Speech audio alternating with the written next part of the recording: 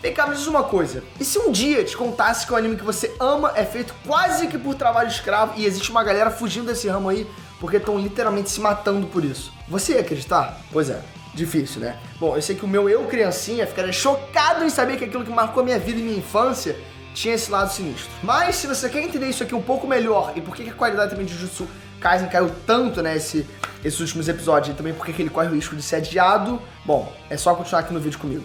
Bora!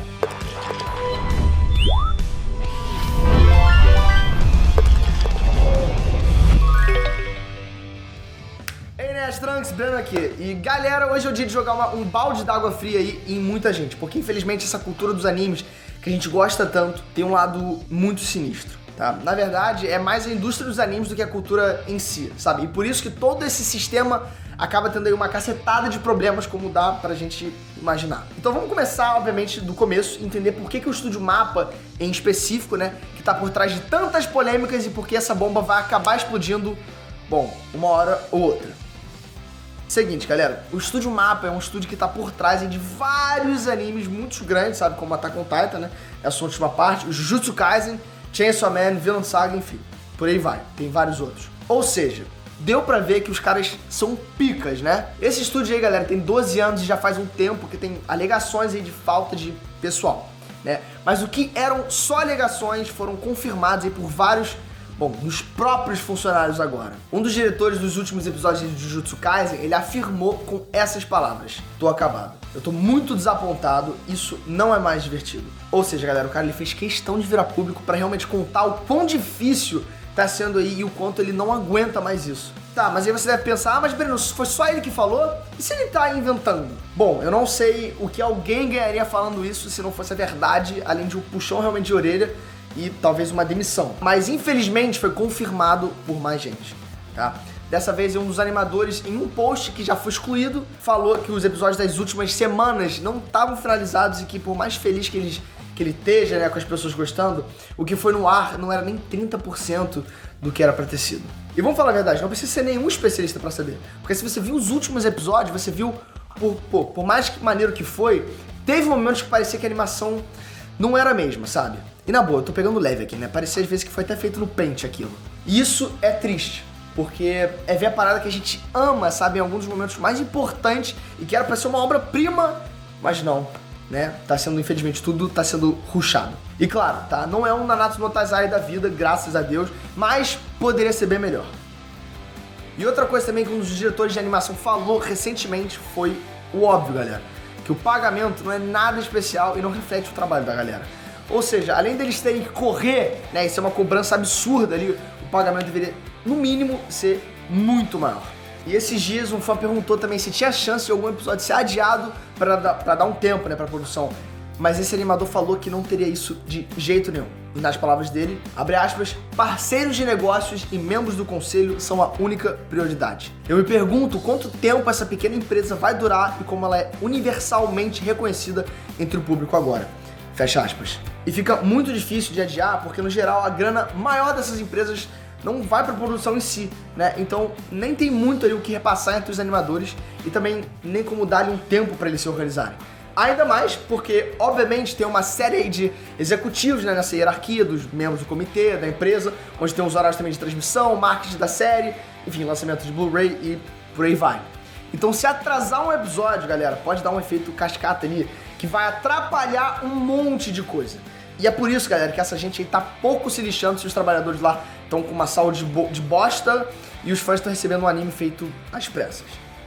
Por isso que todos eles comentam que a rotina de trabalho é insana e o estúdio ter aceitado 4 animes grandes ao mesmo tempo deixou a vida deles ali um inferno. Porque, vamos falar a verdade, seria um tiro no pé pros executivos do conselho se isso afetasse eles, né? Mas, na verdade, quem fica sem grana e sem saúde é quem oferece o serviço, né? Quem é realmente o contratado ali, o pé rapado. Ainda mais porque a maior parte desses animadores são todos freelancers, né? E o mercado de animação aumentou demais nesses últimos anos. Então não tem como eles recusarem, porque se eles recusarem, a empresa aí, adivinha o que eles vão fazer?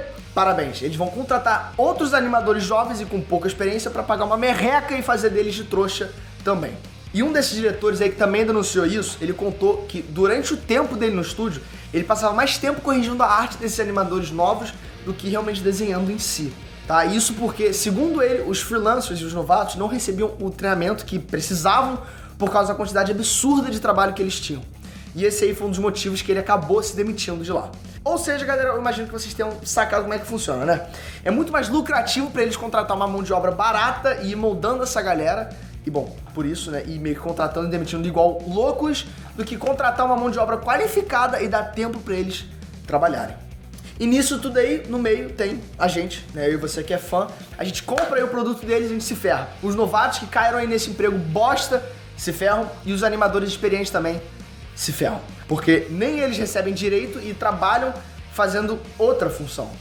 E como esse cara disse, e deu pra ver pela quantidade de gente reclamando, essas reclamações vinham de mais de 80% da equipe na época. Por isso que todo mundo ali tá tão pé da vida, né? E alguns até fizeram vídeos mostrando gente dormindo, galera, embaixo da mesa. Não tendo tempo pra comer, sabe? Sendo esculachado e enfim, por aí vai. Mas sabe o que é mais bizarro, galera? As animações no Japão viraram uma forma de expressão cultural e por isso também é um mercado muito forte. Tanto que nos últimos 10 anos a grana que o mercado de animação movimentou, ela dobrou. E é por isso, galera, que hoje em dia essa indústria ela movimenta mais de 2,7 trilhões de ienes, galera. Isso é muita grana. Trilhões com T, tá? Trilhões com T de tatu.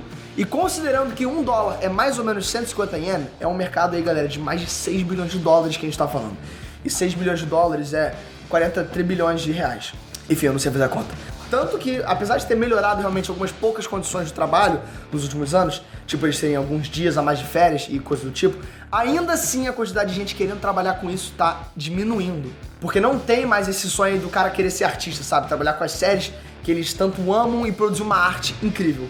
É só um trampo agora repetitivo, com péssimas condições de trabalho e que não é muito lucrativo. Inclusive, galera, o Meshida, que é um japonês do canal chamado Japanese Community Meshida, que já fez um vídeo falando sobre esse lado sinistro aí da indústria do anime, ele falou que os jovens de hoje em dia, eles trocaram o sonho de fugir do mundo real e trabalhar com arte por doenças mentais.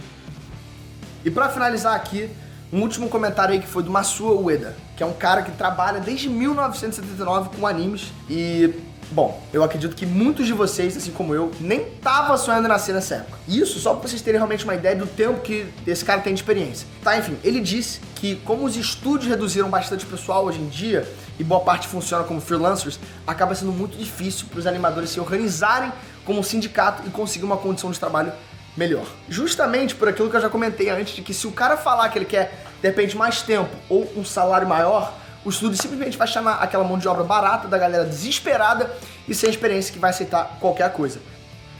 Mas além disso tudo, existe sim uma esperança, tá bom?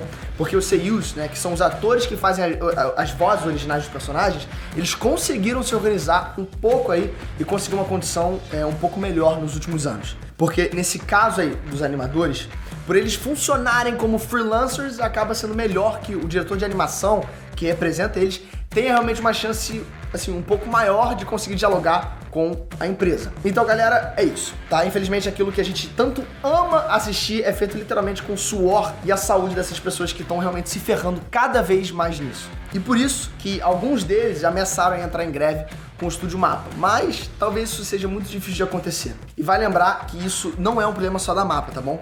É praticamente todo mundo. Bom, então se você tá aqui, bora torcer agora para que isso realmente consiga melhorar daqui pra frente e apoiar eles quando der, né, alguma treta do tipo. Então você que ficou aqui comigo até o final desse vídeo, eu peço pra você torcer para que isso consiga melhorar, né, daqui pra frente e apoiar eles quando der algum tipo de treta, porque infelizmente, galera, isso é real.